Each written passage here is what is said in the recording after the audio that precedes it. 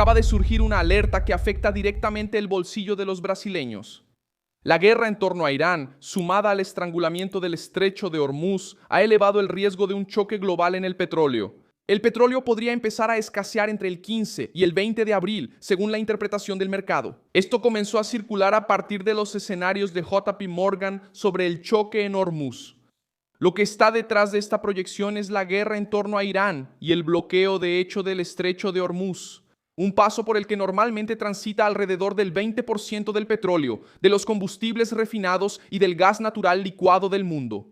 Reuters informó que el Brent ya ha subido más del 50% desde el inicio de la guerra y que el mercado está considerando escenarios extremos, incluyendo el petróleo a $200 por barril. Si la crisis afecta instalaciones aún más sensibles, eso muestra por qué la advertencia de JP Morgan cobró importancia.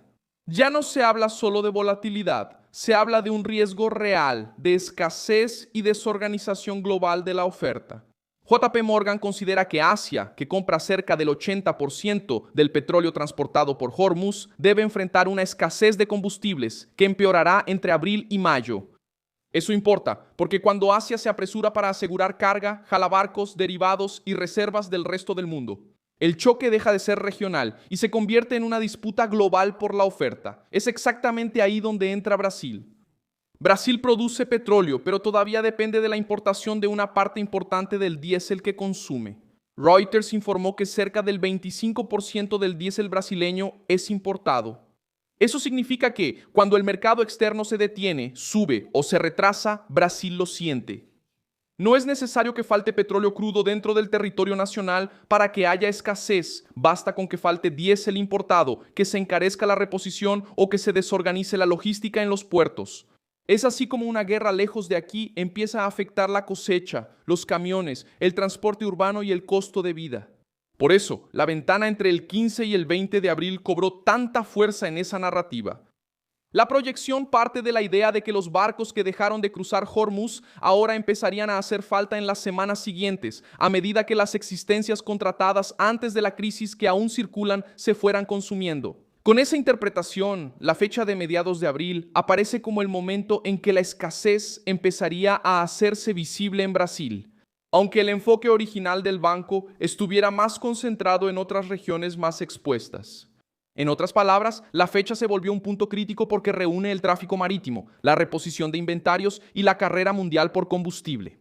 Cuando esto puede sentirse aquí a lo largo de abril, con mayor tensión justamente en la segunda quincena, no porque ya exista una confirmación oficial de desabasto nacional, sino porque el choque comenzó antes en Asia, se está extendiendo a otros mercados y ya provoca una respuesta de emergencia en varias regiones. Reuters informó hoy que el impacto que se sintió primero en Asia debe extenderse rápidamente por el mundo, a medida que refinerías e importadores empiezan a disputar cargamentos escasos fuera de la zona de guerra. Esa es la lógica que impulsa la proyección, donde el riesgo aparece primero en Brasil, en el diésel, y eso ya movilizó a las autoridades. El 19 de marzo, la ANP entró en estado de alerta, reforzó el monitoreo de inventarios e importaciones. Al mismo tiempo, Petrobras cambió su estrategia para abril y anunció una oferta extra de 70 millones de litros de diésel S10 y 95 millones de litros de gasolina por contratos ya existentes.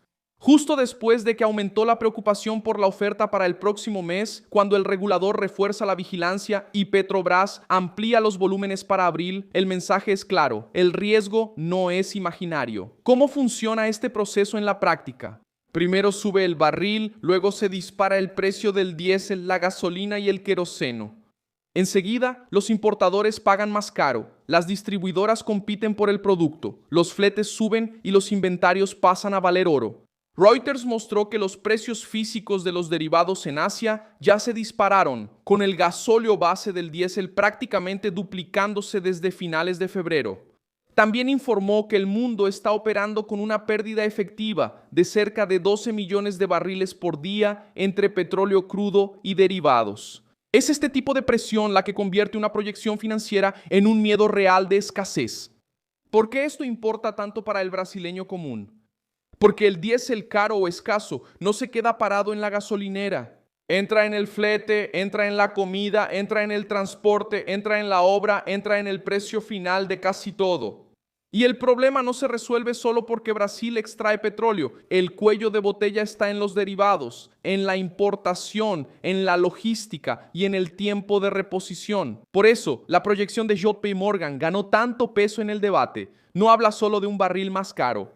Señala un calendario de presión creciente, con abril en el centro de la crisis. Todavía no existe una escasez oficial decretada en Brasil, pero la proyección del mercado, que señala el inicio de la presión entre el 15 y el 20 de abril, empezó a tener sentido para mucha gente, primero en el diésel, luego en toda la cadena. Cuando una de las rutas más estratégicas del planeta se detiene, todo el mundo lo siente, y Brasil no es la excepción.